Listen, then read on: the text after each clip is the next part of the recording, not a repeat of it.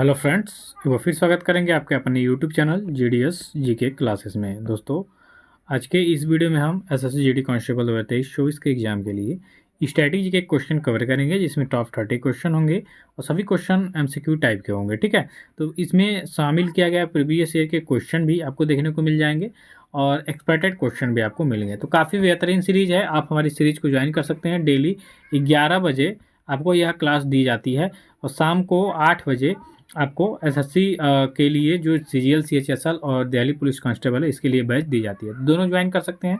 Free में PDF के लिए आपको डिस्क्रिप्शन में व्हाट्सअप नंबर मिलेगा, आप व्हाट्सअप नंबर लेके हाई करके अपना नाम बताएंगे, फ्री पीडीएफ आपको दे दिया जाएगा। धन्यवाद। चलिए आगे बढ़ेंगे कि पहला क्वेश्चन है आपका कि शरीर में इंसुलिन की कमी के कारण कौन सा रोग होता है। तो दोस्तों, शरीर में जब इंसुलिन की कमी होती है तो डायबिटीज नामक रोग होता है। ठीक है, कौन सा रोग? डायबिटीज।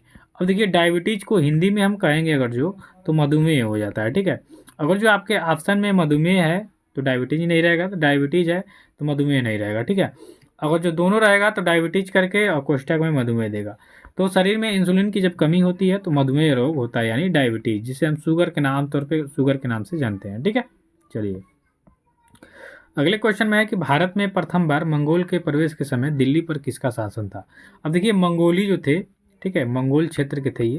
ठीक है, मंगोलिया के थे। ठीक है, और ये काफ़ी घुमक्कड़ी लोग थे। ठीक है, इनका कोई एक जगह स्थान नहीं था, ये घूमते हुए लूटपाट मचाते थे, लेकिन बहुत ही खतरनाक थे।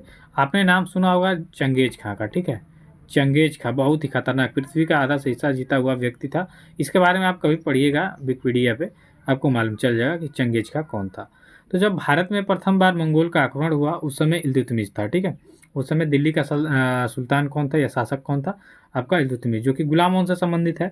बाकी जो बलबन आता है यह मंगोलों के आक्रमण को रोकने में सफल भी होता है और बहुत सारे काम भी करता है। ठीक है, चलिए अगला क्वेश्चन देखेंगे कि अर्थशास्त्र में नोबेल पुरस्कार प्राप्त करने वाले पहले भारतीय कौन थे। तो देखिए, भारत में अर्थशास्त्र में भी नोबेल पुरस्कार मिला है, विज्ञान के क्षेत्र में भी मिला है, साहित्य के क्षेत्र में भी मिला है और शांति के क्षेत्र में भी विज्ञान अर्थशास्त्र में नोबेल पुरस्कार मिला है। ठीक है, देखिए सबसे पहले 1913 में रविन्द्रनाथ टैगोर को मिला था, जो कि साहित्य के क्षेत्र में था, गीतांजलि इनकी रचना थी, इस पर मिला था।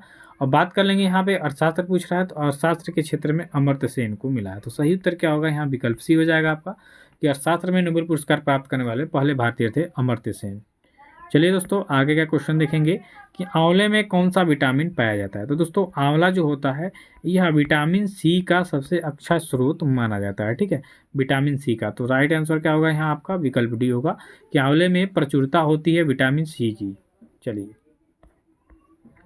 अगला क्वेश्चन है, प्रसिद्ध संगीतज्ञ तानसेन, या गीतासेन हो गया, गीतानसेन हो गया, सॉरी, यहाँ तानसेन है। ठीक है, तानसेन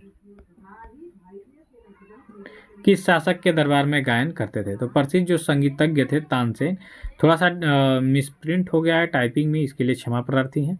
तो ये समझ लीजिए कि प्रसिद्ध जो संगीतज्ञ है तानसेन, यह किसके दरबार में गायन करते थे दोस्तों? तो यह करते थे आपके अकबर के शासन में। ठीक है, देखिए अकबर जो था इसके 9 रत्न थे, 9 रत्न। ठीक है, और 9 रत्न में जो तानसेन थे एक थे। ठीक है, तो राइट आंसर क्या हो जाएगा? विकल्प ए हो जाएगा। अगला क्वेश्चन है कि पीयूष ग्रंथि कहाँ स्थित होती है। तो दोस्तों, जो पीयूष ग्रंथि होती है, ठीक है, वो आपका मस्तिष्क में स्थित होती है। कहाँ पे? मस्तिष्क में। सही उत्तर यहाँ क्या होगा आपका? विकल्प बी हो जाएगा। चलिए दोस्तों, आगे बढ़ेंगे। अगले क्वेश्चन है आपका कि विजयनगर के किस शासक ने चीन के सम्राट के पास अपना राजदूत भेजा था। ठीक है, तो देखिए विजयनगर के किस शासक ने, ये काफ़ी ज़्यादा इंपॉर्टेंट क्वेश्चन हो जाएगा आपके एग्जाम की दृष्टि से। तो भेजा था आपके बुक्का प्रथम ने। ठीक है, किसने? बुक्का प्रथम। हरिहर बुक्का आपने नाम सुना होगा, जिसने विजयनगर साम्राज्य की स्थापना की थी। तो इसी बुक्का ने क्या किया था कि अपना एक दूत भेजा था, मतलब दूत मंडली भेजा था चीन के राजा के पास। ठीक है, चीन के राजा के पास। तो याद रखिएगा, हरिहर प्रथम बुक्का प्रथम हो जाएगा।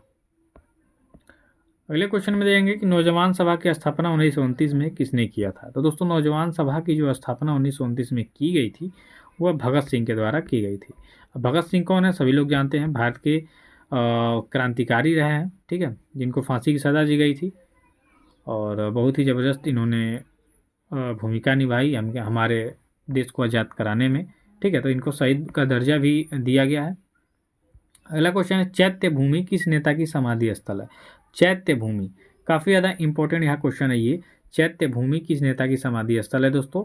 तो ये है हमारे संविधान के निर्माता करने वाले व्यक्ति डॉक्टर भीमराव अंबेडकर जी का। ठीक है, तो भीमराव अंबेडकर जी की जो समाधि स्थल है वो चैत्र भूमि के नाम से फेमस है। ठीक है, या जाना जाता है, और ये आपके महाराष्ट्र में स्थित है, याद रखिएगा, महाराष्ट्र में। ठीक है, चलिए दोस्तों नेक्स्ट क्वेश्चन देखेंगे, आगे बढ़ेंगे कि उत्तर प्रदेश में कितने टाइगर रिजर्व हैं। ये भी मोस्ट आपका इम्पोर्टेंट क्वेश्चन है। ठीक है, तो उत्तर प्रदेश में कुल 4 टाइगर रिजर्व हैं वर्तमान में। सही उत्तर क्या होगा? यहाँ विकल्प बी हो जाएगा। अगला क्वेश्चन देखिए, ये भी वैल्यूएबल क्वेश्चन है कि बिहार केसरी के नाम से किसे जाना जाता है। तो दोस्तों बिहार केसरी के नाम से जाना जाता है श्री कृष्ण सिन्हा को। ये देखिए बिहार के प्रथम आपके मुख्यमंत्री रहे। ठीक है, तो इनको बिहार केसरी के नाम से जाना जाता है। राइट आंसर यहाँ विकल्प सी हो जाएगा। अगला क्वेश्चन देखेंगे मित्रों, ग्रेट हिमालय राष्ट्रीय उद्यान किस राज्य में स्थित है, या ग्रेट हिमालय नेशनल पार्क किस राज्य में स्थित है? तो यह आपके हिमाचल प्रदेश राज्य में स्थित है। सही उत्तर क्या होगा आपका? विकल्प डी हो जाएगा। चलिए दोस्तों नेक्स्ट क्वेश्चन कर लेंगे कि किसी कोशिका की कौन सी कोशिकांग को कोशिका का पावर हाउस कहा जाता है। देखिए ये क्वेश्चन घुमाया सीधे हम कहेंगे कि कोशिका का पावर हाउस किसे कहा जाता है, तो है आपका माइटोकॉन्ड्रिया। ठीक है, सही उत्तर क्या होगा? यहाँ विकल्प ए हो जाएगा आपका कि किसी कोशिका की कौन सी कोशिकांग को कोशिका का पावर हाउस कहा जाता है। ठीक है, तो माइटोकॉन्ड्रिया को कहा जाता है। चलिए नेक्स्ट लेवल क्वेश्चन है कि हाथी गुम्फा अभिलेख किस शासक के विषय में जानकारी का स्रोत है। तो हाथी गुम्फा अभिलेख जो है ये आपके खारवेल, ठीक है, खारवेल जो था ये भी महान शासक था, इसके विषय में जानकारी का स्रोत है हाथी गुफा अभिलेख। ठीक है, सही उत्तर भी होगा। अगले क्वेश्चन में है कि ज्ञानोदय पत्रिका के संपादक कौन थे। काफ़ी ज़्यादा इंपॉर्टेंट क्वेश्चन इसको करेंगे। तो ज्ञानोदय पत्रिका के जो संपादक थे कन्हैयालाल मिश्र प्रभाकर जी थे। ठीक है, सही उत्तर क्या होगा? यहाँ आपका विकल्प सी हो जाएगा। ठीक है, चलिए आगे बढ़ेंगे दोस्तों 16 नंबर में कि शंभू महाराज को भारत में निम्नलिखित में से किस नृत्य में उनके योगदान के लिए पद्मश्री से सम्मानित किया गया था। शंभू महाराज याद रखिएगा काफ़ी फेमस व्यक्ति हैं और ये कथक से संबंधित हैं। ठीक है, तो कथक में योगदान के लिए इनको पद्मश्री से सम्मानित किया गया था। सही है, सही उत्तर क्या हो जाएगा इस प्रश्न का? डी हो जाएगा। अगला क्वेश्चन है जागोई भारतीय शास्त्रीय नृत्य के निम्नलिखित में से किस नृत्य रूप की एक प्रमुख शैली है। तो जागोई जो भारतीय है जागोई, ठीक है, यह आपके मणिपुरी का एक प्रमुख शैली है। ठीक है, तो सही उत्तर क्या हो जाएगा यहाँ पे? विकल्प आपका ए हो जाएगा। अगले क्वेश्चन में है कि अंतरिक्ष से संबंधित अर्सा मेजर या बिग बियर का संबंध किससे है। तो देखिए अंतरिक्ष से जो संबंधित है अर्सा मेजर या बिग बियर, इसका संबंध आपके नक्षत्र मंडल से होता है। ठीक है, नक्षत्र मंडल, तो सही उत्तर क्या हो जाएगा? विकल्प बी हो जाएगा। अगला क्वेश्चन देखेंगे कि भारत पर हुड़ों का प्रथम आक्रमण किस शासक के समय हुआ था। तो भारत पर हुड़ों का जो प्रथम आक्रमण हुआ था वह स्कंदगुप्त के शासनकाल में हुआ था। ठीक है, स्कंदगुप्त ने बहुत ही इसको चालाकी से रोका भी था। सही उत्तर यहाँ विकल्प आपका सी हो जाएगा। अगले क्वेश्चन में किस अनुच्छेद के तहत पंचायतों को संवैधानिक दर्जा दिया गया था। तो दोस्तों यह अनुच्छेद आपका 243 है। 243 के अंतर्गत पंचायतों को संवैधानिक दर्जा दिया गया था। सही उत्तर यहाँ आपका विकल्प डी हो जाएगा, राइट आंसर। अगले क्वेश्चन को देखेंगे कि हिमाचल प्रदेश के वर्तमान मुख्यमंत्री कौन है। अभी देखिए यह भी आपके एग्जाम की दृष्टि से इंपॉर्टेंट क्वेश्चन है। ठीक है, ऐसे क्वेश्चन आते हैं आपके एसएससी जीडी में। अब 2022 की बात करेंगे एग्जाम में तो ऐसे क्वेश्चन बहुत सारे पूछे गए थे। ठीक है, राज्यपाल से, मुख्यमंत्री से। ठीक है, तो हिमाचल प्रदेश के जो वर्तमान मुख्यमंत्री हैं वो आपके सुखविंदर सिंह सुक्खू हैं। ठीक है, सही उत्तर क्या होगा आपका? विकल्प डी हो जाएगा। अब अगले क्वेश्चन में देखेंगे कि संविधान के निर्माण निम्नलिखित में से किस प्रावधान के अंतर्गत भारतीय संसद को नया राज्य बनाने का अधिकार है। तो संविधान किस जो हमारी भारतीय संसद है वह किस अनुच्छेद के तहत नए राज्य को बना सकती है। ठीक है, तो है आपका अनुच्छेद 3। अनुच्छेद के 3 के तहत जो हमारी भारतीय संसद है वो नए राज्य के निर्माण कर सकती है। ठीक है, इसके अंतर्गत, तो सही उत्तर क्या हो जाएगा? विकल्प बी हो जाएगा। अगला क्वेश्चन है कि भारत में स्थित किस शहर को विश्व का सबसे पुराना शहर माना जाता है। तो देखिए काशी का आपने नाम सुना होगा। काशी को हम लोग वाराणसी कहते हैं। ये हमारे पुराणों में भी इसका उल्लेख है कि ये बहुत ही पुराना शहर है। ठीक है, तो सही उत्तर क्या होगा यहाँ पे? विकल्प सी हो जाएगा। इसे अविनाशी नगरी भी कहा जाता है क्योंकि जब प्रलय आएगा तो ये शहर बच जाएगी, क्योंकि ये भगवान शिव के त्रिशूल पे ये क्या है? विराजमान है। ठीक है, तो ऐसे कहा जाता है अविनाशी नगरी वाराणसी, और ये सबसे पुराना शहर है। आगे का क्वेश्चन है कि Vijyant at Kargil the life of Kargil hero पुस्तक के लेखक कौन है? तो Vijyant at Kargil the life of Kargil hero के लेखक हैं आपके बी.एन. थापर। ठीक है, बी.एन. थापर इसका क्या हो जाएगा? सही उत्तर हो जाएगा। और ये काफ़ी ज़्यादा इंपॉर्टेंट क्वेश्चन है, आपके एग्जाम की दृष्टि से पूछ सकता है दोस्तों।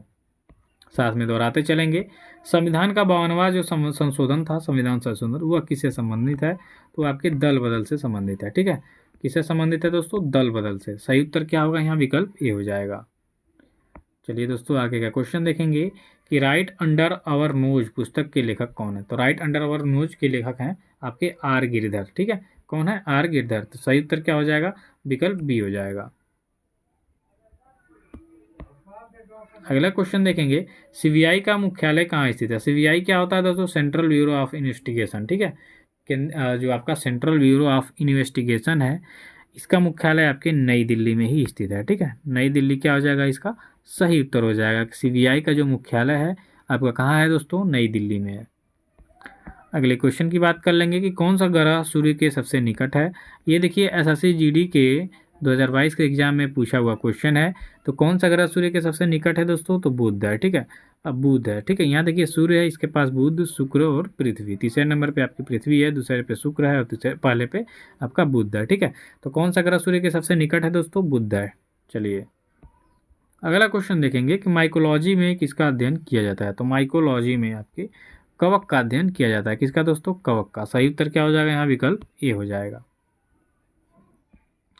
अगला क्वेश्चन है कि भारतीय वायुसेना का 51वां स्थापना जो दिवस है समारोह, यह कहाँ आयोजित हुआ? तो देखिए ईयर शो किया गया है, जल्दी ही आपने देखा होगा प्रयागराज में। ठीक है, प्रयागराज में बहुत ही ज़्यादा भीड़ भी जमा हुई थी ईयर शो देखने के लिए। तो 51वां जो स्थापना दिवस है वो आपके एयरफोर्स का प्रयागराज में मनाया गया, जो कि 8 आपके अक्टूबर को मनाया जाता है वायुसेना दिवस। ठीक है, 8 अक्टूबर को एयर शो देखने को मिला था। 51वां जो स्थापना दिवस मनाया गया था भारतीय वायुसेना का आपके प्रयागराज में। ठीक है, तो आज के वीडियो में बस इतना ही दोस्तों, मिलते हैं नेक्स्ट वीडियो में, तब तक के लिए धन्यवाद। Thank you so much.